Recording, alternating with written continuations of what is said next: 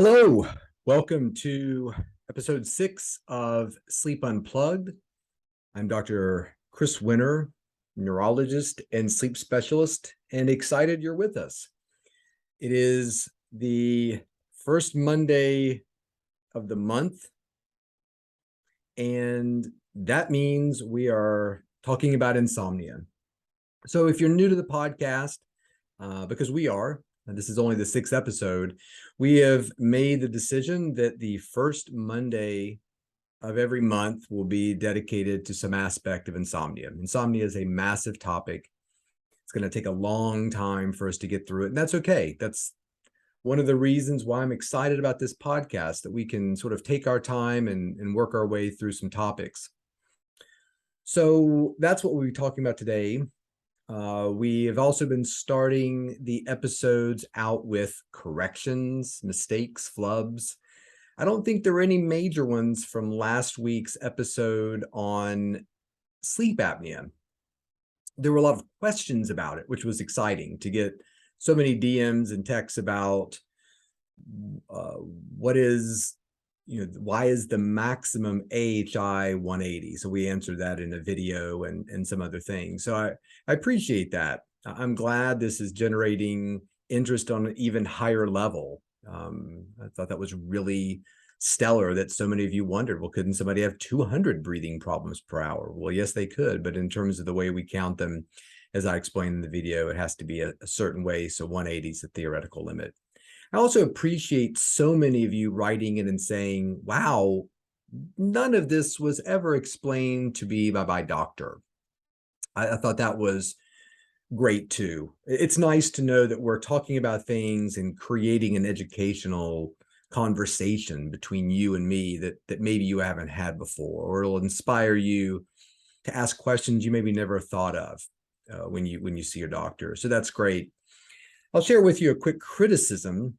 There was a lovely woman who runs a Instagram post about sleep apnea, and her role is to really be a supportive voice for the CPAP community.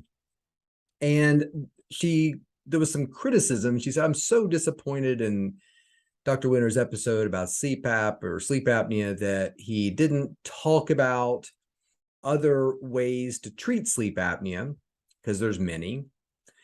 And I was upset that he made the comment about Darth Vader, that, I support people with sleep apnea. We don't like to hear the jokes and things and that nature. And so I just wanted to respond to both of them. First of all, the Darth Vader comment was really a patient comment, really. But what I'm really trying to say about that in the episode is that I support people with sleep apnea big time. I do it every day. I've probably put more people on CPAPs in the state of Virginia than many other people. I believe in the therapy. It works. It changes lives. It saves lives. However, the point I was trying to make was that we want to be careful that we are giving CPAPs and putting people in CPAPs who need them. If people don't need them, me not giving that person a CPAP is not because I don't support CPAP, it's because I don't think they need it. And what I was trying to say was that nobody really wants it. Once they need it, we want to be supportive, but there's a distinction there. The second thing was, this will not be our last conversation about sleep apnea. So I'm sorry that episode didn't talk about treatment options for sleep apnea, but that's not really what that episode was about. And like I've said in previous episodes, I'm trying to keep these podcasts to about 30 minutes. Last week's went over. I think we'll go a little under this time. So I want to be respectful of your time. I run every day and listen to a podcast that's usually hitting around 30 minutes. And I love it because I can have a complete episode, a complete thought in the time it takes me to jog with my dog. So I'm trying to kind of create that same thing here. A little investment in sleep education, boom. The other correction I'll make is that I said in my last episode that there would be no guests on the podcast right now, just because I'm trying to keep it simple. Booking guests and coordinating schedules is difficult. That was a mistake too, a little bit of a mistake in the sense that if Jada from the cooking show wants to be on the podcast, she can come on anytime. I'm not sure why, but in both of my books, The Sleep Solution and The Rested Child, I mentioned Jada, the cooking show personality who makes an incredible citrus olive oil cake. And I don't know, she just found her way into both of my books for unclear reasons. I'm a terrible cook, but I do support Italian cuisine. So anyway, I feel it only proper that she be invited on this show. So she is the one invited guest as it stands now. So let's move on to insomnia. In our last episode, we talked about insomnia and what it was not. And it's really interesting because what we said in episode 2 was insomnia is not sleep deprivation generally. That there is sleep deprivation and then there is insomnia, but those are two very different things. And for whatever reason, we sort of linked them together. Oh, the person who has insomnia, who quote unquote can't sleep, doesn't sleep enough. They're not getting sleep enough or any at all. I've got patients on a very regular basis who come and say, I don't sleep at night really ever, or I'll sleep an hour a night. So it was interesting. One of the comments that I got on Instagram from Lori Cohen. Hey, Lori, appreciate you checking in. She said, really enjoyed your show. In terms of the episodes you've done. And she said, insomnia, really surprised to hear you say it's largely only a problem if you think it is, which was a big part of episode 2, that our perception and our response to the situation often dictates its severity. And then she said, I thought not enough sleep overall was detrimental. And so I'm glad you wrote that, Lori. I mean, Lori listened to the episode. She had great comments about it and then said, but I thought you said sleep deprivation. I would just think that would be bad. So once again, I'll say insomnia isn't sleep deprivation. I think sleep deprivation is bad. If you are somebody who goes to bed around 2 a.m., you get up at 6 a.m. and go work out, and you don't get any sleep in between, I would say you're leading a life of sleep deprivation. Now, you might say, oh, as long as I get those 3 or 4 hours, I'm fine. I would argue that you're not. Being somewhat functional during the day and getting a whole lot of things, done poorly, well, I'm not really sure, in the 20 hours that you're awake, that's great. But that 4 hours is probably an inadequate amount of sleep, and I'm worried that you're going to fall asleep driving your automobile. That is different from insomnia. Insomnia is not sleep deprivation because, as we've talked about in episode 2, what does sleep deprivation typically lead to? It leads to excessive sleepiness and falling asleep in strange places. As a sleep-deprived medical student and resident, I fell asleep all over the place. Dinner parties, really embarrassing situations. I fell asleep on rounds on patients, fell asleep putting orders into a patient. I remember when I was in medical school, now I didn't do this, but a friend of mine, we were on our surgical rotation. So forget what you've learned on Grey's Anatomy about what it means to be a medical student on a surgical rotation. What you do is retract. And what I mean by that is the surgeons and the residents do all the work. They open up an incision and you hold a little device that kind of hooks into the incision to hold it open. So you're literally just holding open the operating field so the real doctors can do their work. And I'll never forget being in this situation where you ground up, and it's kind of interesting the first time, but the 12th time you're standing there for hours and hours, just holding open the incision so the surgeons can work.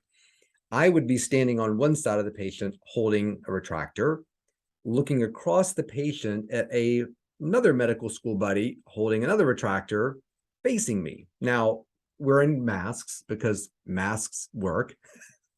They lower infection rates.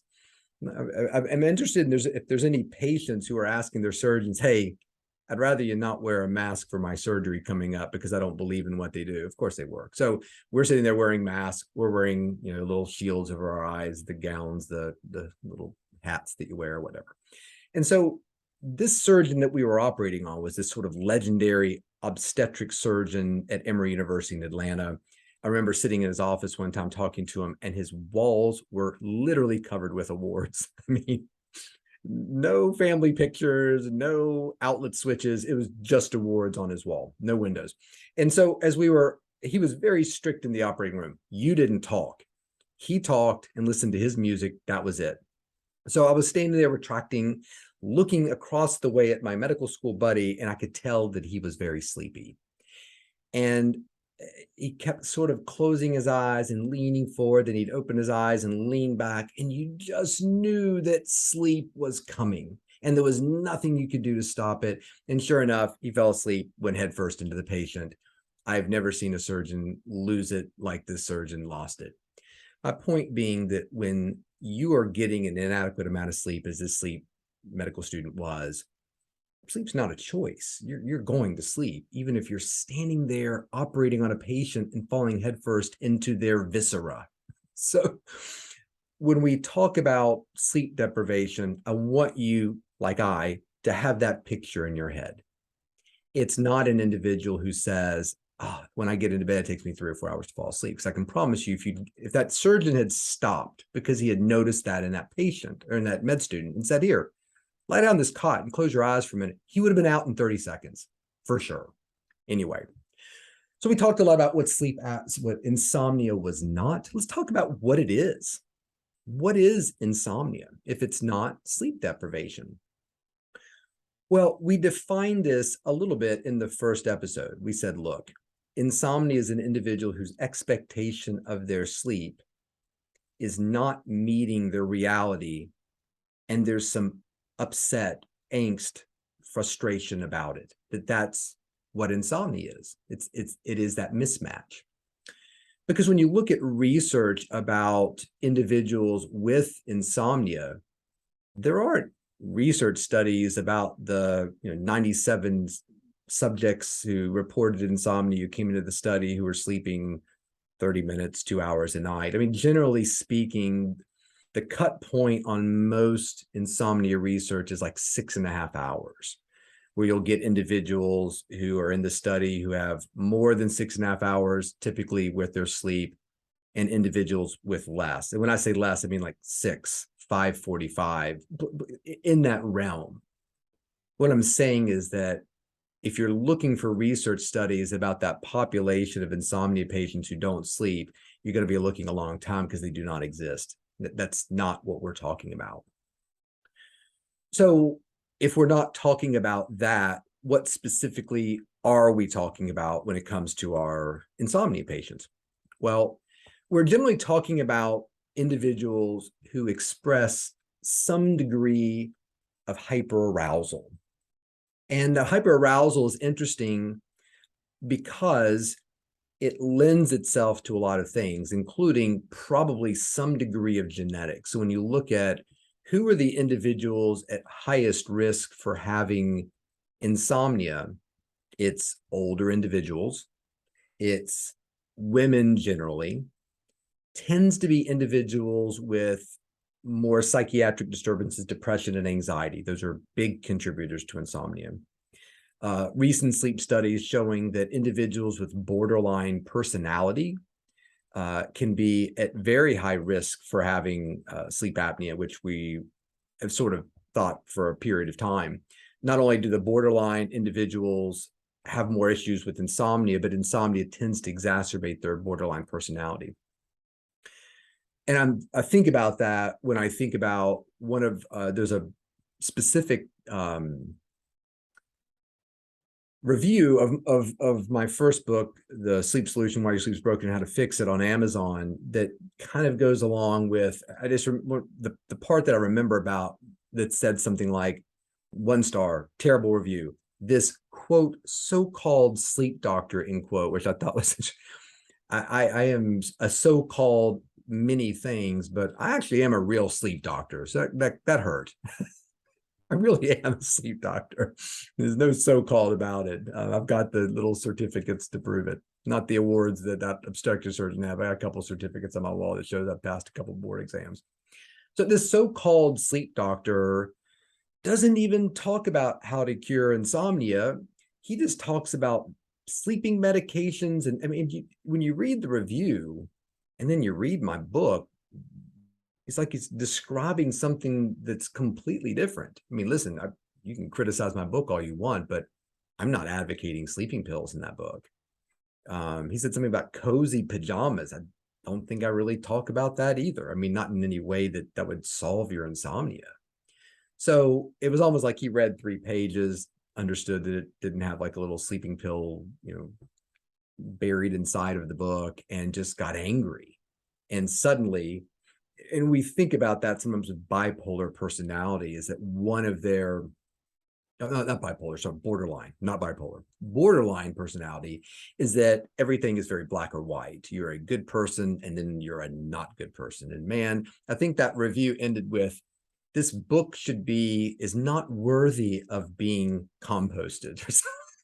So I thought, when I read that, I thought, wow, what a great example maybe of somebody with some borderline personality disorder who is really struggling with their sleep. The thing that I really want to talk, and so just to kind of complete a thought, it is interesting when we look at that hyperarousal, that it can play a huge role in terms of defining somebody's insomnia. And what I mean by that, there were studies that were done looking at college students and older individuals that basically said, when you compared these individuals and sort of grouped them into high stress individuals about their sleep, low stress, poorer sleepers, better sleepers, the metric that really predicted disability was the distress about the sleep, less so about the actual sleep, which is tremendously fascinating and helpful.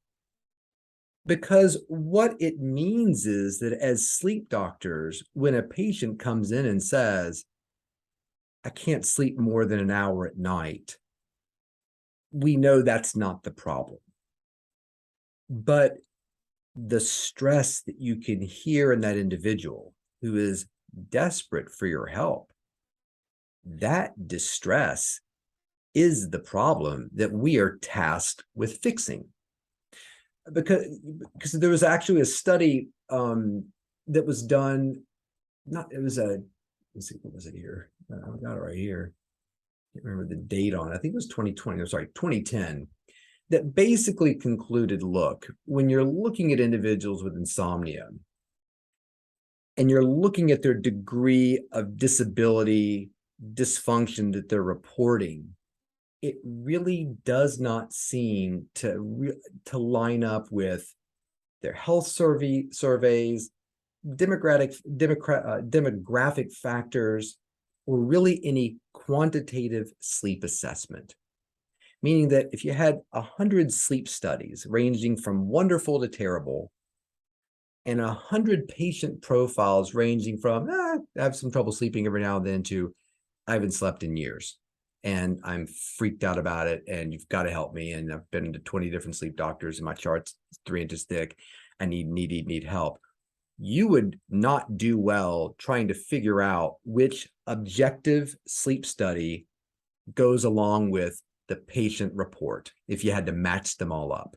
Because in this study, and what we see clinically, is they often have absolutely nothing to do with one another. So the thing that I want to specifically talk about in this episode is the idea of trauma. And I'm going to start with a little story that a patient told me one time that I've thought about for years. And the story was this. This guy grew up in South Carolina, had a somewhat mostly verbally abusive father. Occasionally, I think the belt came off, etc. And what would happen was he would go to school if he, misbehaved, if he got a bad grade on a test, whatever, which was rare.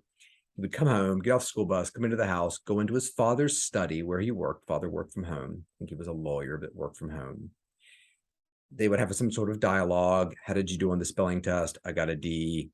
And it would be some sort of verbal berating, or maybe a physical, pull the belt off and slap across the butt.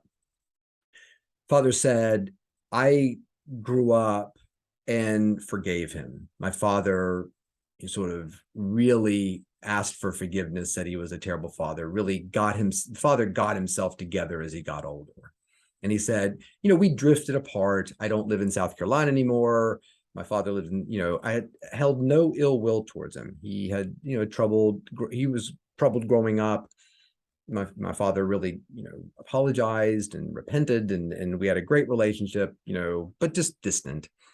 And then the father dies, and the son inherits the house, and he's not going to keep it. So he flies to South Carolina to get it all cleaned up and ready to be sold. Meets the realtor there, and they walk inside, and they're kind of looking around, and the house is empty.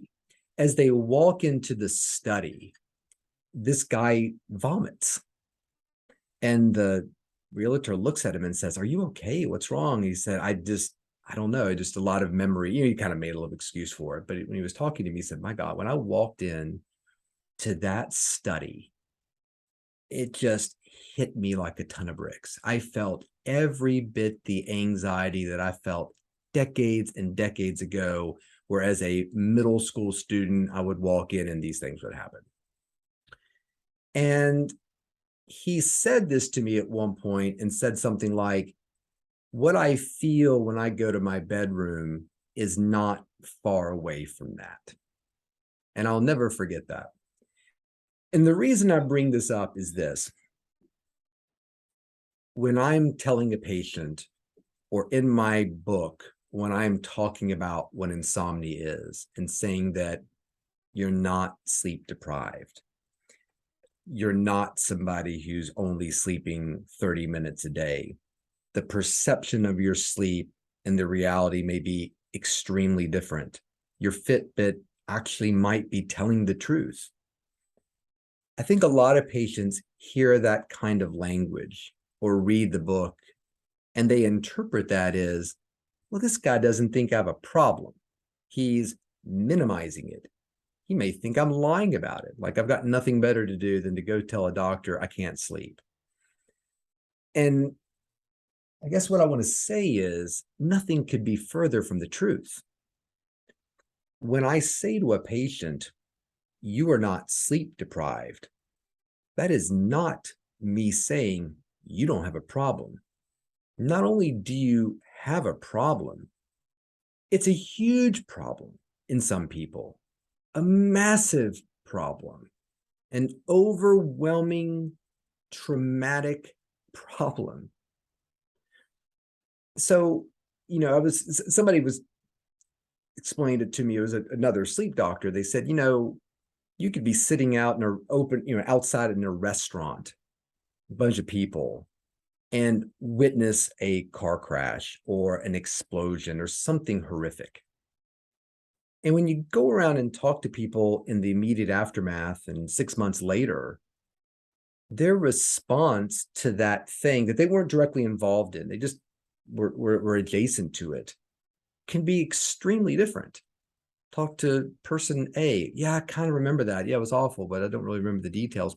Person B is, I've been haunted and traumatized by that since it happened, to the point where I am disabled from my anxiety and fear and grief and angst about that situation.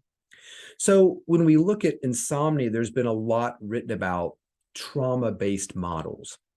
Can we actually look at insomnia as being almost its own little mini form of PTSD? And what I want to do is make a distinction here. There is insomnia related to an awful event, like that explosion, or as we often see in our amazing military people, both serving and veterans. And we appreciate your service on this show, especially you Navy people. Everybody else is great, but there's something special about the Navy, right? I'm kidding. I've got a son of the Naval Academy. So we got to support Navy, go Navy, beat Army. When you look at those individuals, there's something that has happened, terrible event. You can't imagine what they saw in that situation.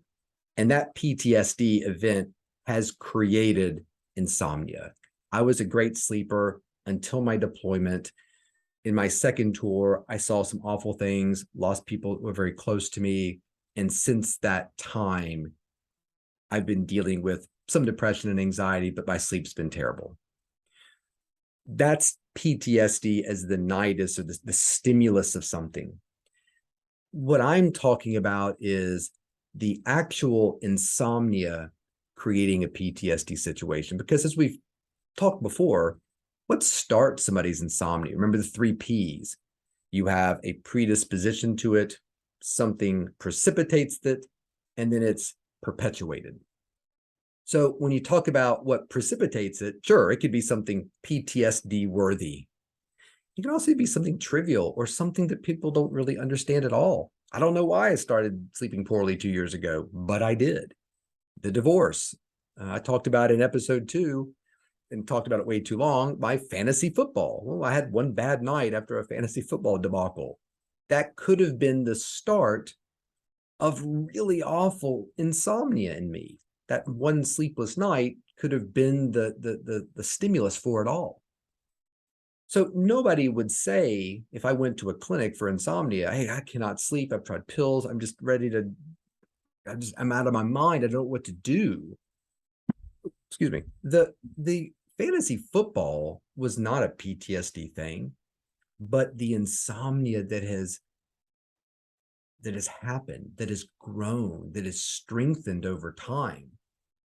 The insomnia cycle itself becomes the trauma. And I think about that a lot when I deal with my patients. And I say that to you because I feel like it needs to be said, that when you sit down with a real sleep doctor who is working with you, trying to get you off the Valium you've been on for 20 years, working with you cognitively and behaviorally to get better in terms of your sleep, and telling you, hey, I want you to feel okay because your sleep diary that you've kept me, there is not a night on here over the last 30 days in which you slept more than 2 hours. It's not possible. We don't see that. That is not a helper, a specialist, a doctor, a clinician telling you you don't have a problem. Again, to borrow the title from episode 2, it's just a different problem than you think you have. But I could argue maybe a lot more serious. Because one day, if I do find that patient who's only sleeping 2 hours a night, and believe me, I've looked, every sleep specialist looks, Tom Roth studied it, they're not out there. But that trauma that individual has gone through every night when they go into their bedroom, it's different from you and me. If you don't have insomnia, we just go to our bedroom and go to sleep, don't really think about it. Oh, they think about it a lot. They're going into that study, like my patient talked about, every night. Imagine all the kids on that school bus getting off and going into their homes and looking for a Pop-Tart to eat after school. But that kid, even before he gets on the school bus, is thinking, oh, God, I hope my dad's not home. Oh, I wonder if I could just not tell him. I hope he doesn't ask about the spelling test that I really flubbed up. He's thinking about that hours before school even gets out. Think about that trauma and then just transpose that into the patients that we see for insomnia when they get ready for bed every night. So understand that we are your ally if that resonates with you. And when I tell you that you do sleep and that your problem is that you're not sleeping, I'm not doubting the degree and the severity that you have, or the poor guy who left the Amazon, he's struggling. I don't take it personally, man. I am a sleep doctor, but I don't take it personally. So I just want to put out there that as we go through in future episodes and talk about what insomnia is, I want you to really open up if this is something you're struggling with and understand that while some of the things I say may challenge what you believe and what you perceive, I am not challenging the distress, the angst, the fear, and the trauma that you are going through. We're at 30 minutes. I appreciate the time. It really flew by, but I just really wanted to get that out there. I think it's really important as we start with our insomnia journey that we express this to the people who are listening. If you want more information about me, you can follow me on Twitter, Dr. Chris Winter, DrChrisWinter, and Instagram, DrChrisWinter, and TikTok. My books are The Sleep Solution, Why Your Sleep is Broken and How to Fix It, as well as The Rested Child, Why Your Tired, Wired, or Irritable Child may have a sleep disorder and how to help. If you're interested in some fun, entertaining shows about sleep, if you check out sleep.com, there's a section called Sleeping Around with Dr. Chris Winter, where we explore individuals who have interesting sleep circumstances. I did an episode with a mountain climber and slept on a portaledge, another episode with a musician on the road, and have an upcoming episode where we spent some time with the Dallas-Fort Worth Fire Department. So it's a lot of fun to watch too. So appreciate your support. Like our podcast, subscribe to our podcast, review our podcast, and tell your friends about it. The growth has been incredible. We're so excited that you could be here with us today. Until next episode, sleep well.